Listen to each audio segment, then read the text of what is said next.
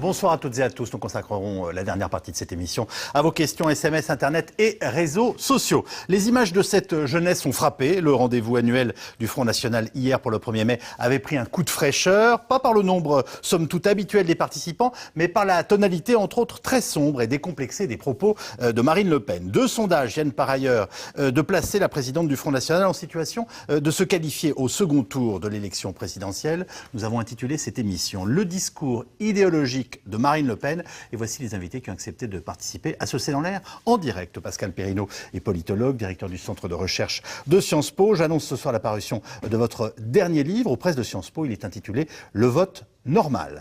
Le discours de Marine Le Pen hier pour le 1er mai est celui d'une idéologie assumée, décomplexée. Elle affirme avoir d'ores et déjà gagné la bataille des idées et explique qu'il faut désormais transformer cette victoire dans les urnes. Extrait.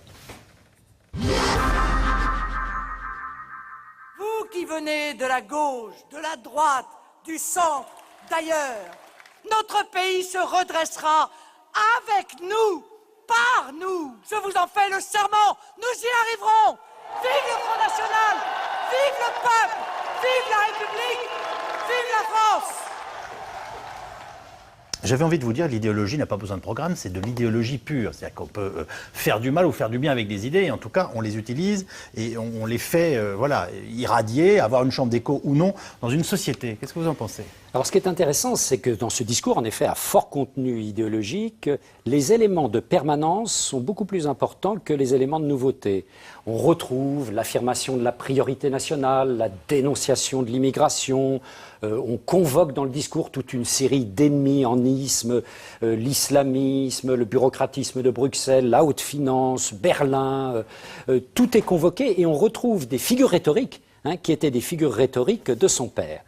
Marine Le Pen est bien la fille de son père et on voit bien là les éléments de permanence. Est-ce qu'il y a des jeunes Français qui sont en train effectivement de se rapprocher du front et de façon, je dirais, à visage beaucoup plus découvert qu'ils ne le faisaient dans le passé? Alors, le parti, certes, le Front National dit que ce parti a grossi, mais enfin, ça reste un parti qui se compte en termes de quelques dizaines de milliers d'adhérents. Mais surtout, quand il y a dans ce discours, comme dans celui de son père jadis, le thème de l'apocalypse, au fond, les ténèbres, la nuit par rapport à la lumière, c'est un grand classique des discours dans cette famille de pensée. On décrit toujours le monde tel qu'il est comme étant un monde de ténèbres, un monde d'apocalypse. Pourquoi ? Parce qu'il faut qu'il y ait un sauveur. Et en l'occurrence, le sauveur arrive pour faire passer de la nuit à la lumière un peuple qui est un peuple égaré. C'est une grande figure rhétorique de ce type de famille de pensée. En cela, Marine Le Pen prolonge le discours de son père. Mais bien sûr, ce sauveur, il doit sauver avant tout les générations qui montent.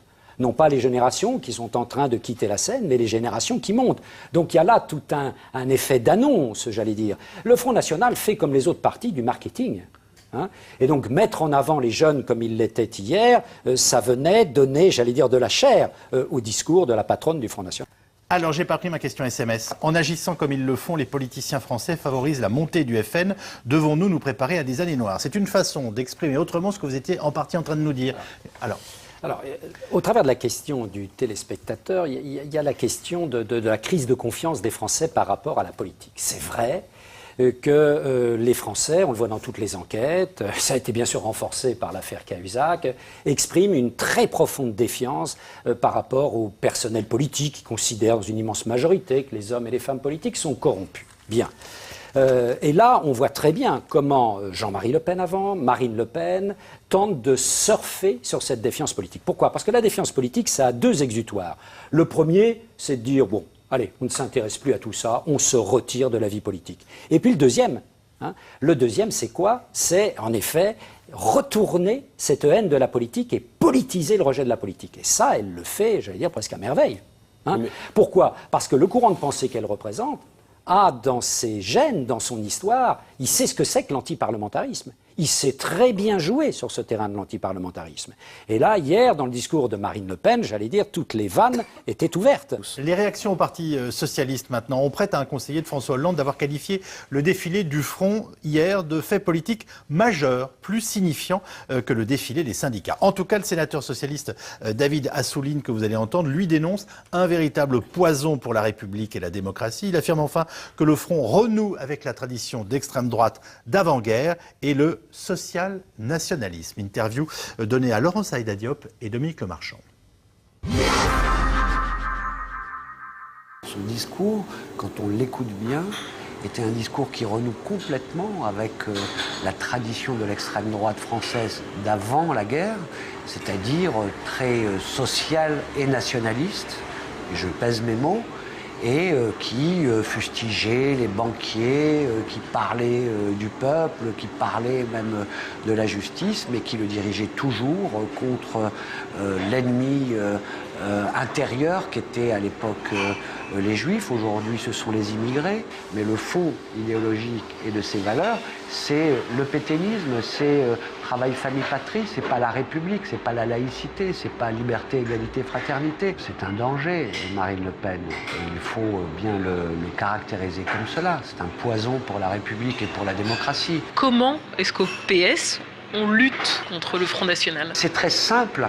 Quand le pays est dans le malheur, eh bien, il y a le bonheur de Marine Le Pen. Et elle souhaite le malheur de notre peuple pour pouvoir prospérer électoralement.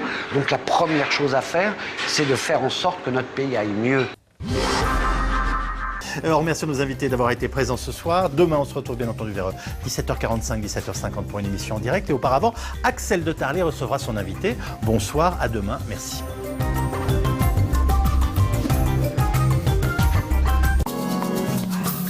Pour toutes vos questions sur l'actu, c'est dans l'air sur France5.fr.